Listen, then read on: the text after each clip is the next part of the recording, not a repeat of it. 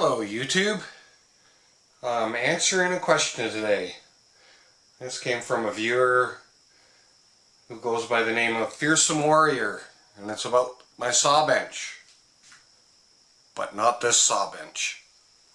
This saw bench is the design by Billy's Little Bench, and if you are going to build one saw bench, this is the one I would say that you want. I have used the dickens out of this thing, and it is great, and it's held up to my beatings. This video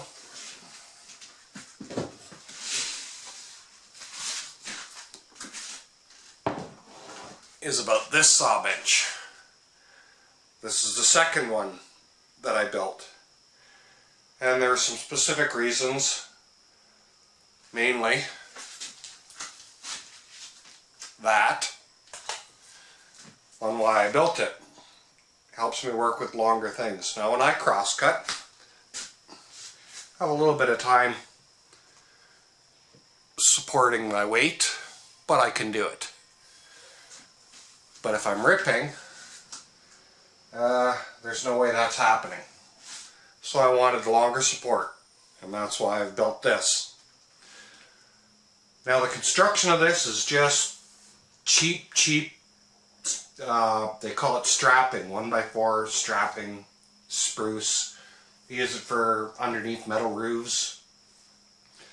And it's solid laminate construction. And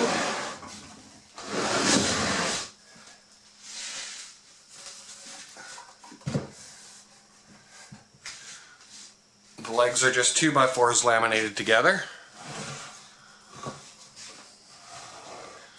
And just two 2x4s, a piece of 2x4 stretcher in between, and a piece of 2x4 for the cross piece.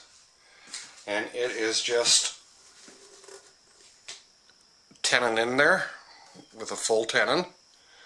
Didn't have to look good because piece of shop furniture, it just had to be sturdy. The legs are attached to the top with a mortise about 1.5 inches deep and slightly narrower. So let's socket it in. It's got a shoulder all the way around of about 1/2 inch. And then socket it in.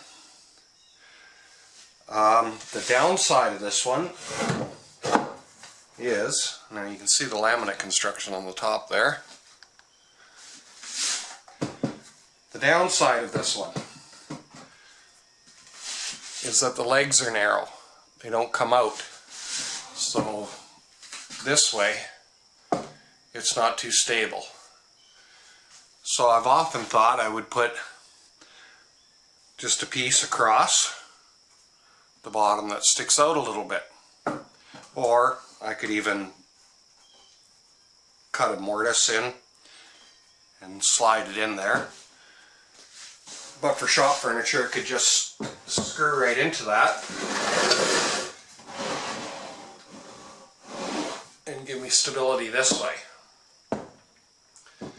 But what stopped me from doing that is if I put it this way and put a big slab on here, I can clamp the slab and it gives the slab some stability when I'm working on it. The slab sits on the floor and this gives it stability this way. I may yet still put some feet on it. Now if you notice, there's a hole here and a hole here. And what I've got is a stick with a peg there and a peg there, and that just slides right in. Now I have a saw stop. Another thing I've used it for is I've braced it against the wall and put something on top, something long, spans this one, spans the other one, and it acts as a planing stop for the edge of long material that doesn't fit on my bench so far. The other thing this is for, and this goes along with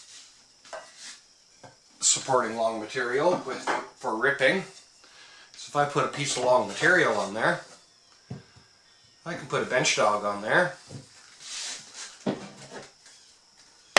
and smack it down, and now it's in there. So when it's spanning the two workbenches, it doesn't move so much. I don't have to use my knee. So the design of this is specifically to make up for my bad body mechanics. So I can use it in a variety of different ways. It's handy. I do like it. Like I said, the only thing I don't like about it is the stability that way, which is easily solved by putting some feet on it. You can either put a cross piece on it or make some sort of a foot on it or whatever you want to do. I love this thing. Saw benches are perfect height. There's always seating in the shop. But if you want just one, or if you want to build just one, I would suggest that Billy's little bench. That's the one you want. If you go to his site, he's got videos and plans and pictures and drawings and everything you need to figure out how to put it together, including how to make the half lap dovetails and the dovetails in the top. As you can see, I've used this a lot. It is full of stain and cuts and all kinds of stuff. So, Fearsome Warrior, I hope that answers your question on how I built that. It was narrow enough to just go through my planer. And it's just the cheapest construction material you can find. Not too much to it. Oh, these cross pieces here, they're tenoned into the legs too. And just glued. Glued and tenoned. I didn't peg it or anything. So I built the top first. I built the legs. I put the tenons on the legs. I put the legs onto the top, traced the tenons and cut the mortises. And then I built the braces. Tenon them in. Wasn't a difficult build, but with a little bit extra weight, and if I want to put a long piece on it and hold it, and I often do it this way too, because if I'm sawing this way, it gives us stability. I can still use my hold fast in a variety of ways. And of course, as I said, the saw stop helps too. It would help better with if I had some stability on it. So that's my my saw benches. If there's any other questions, just feel free to ask. I don't mind answering them. If I can pass on what little knowledge I have and help somebody out, I'm happy to do it. Have a great day, folks.